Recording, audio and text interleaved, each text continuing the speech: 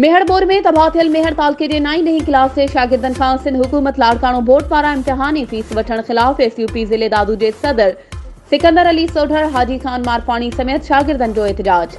मेहर board सटियल हुजण बावजूद सिंध हुकूमत पारां शागिर्दनि खां फीस वठण नाइंसाफ़ी आहे। मेहर तालके जे शागिर्दनि खां फीस वठण वारो सिंध हुकूमत जो फ़ैसिलो बिना देर वापसि कयो वञे।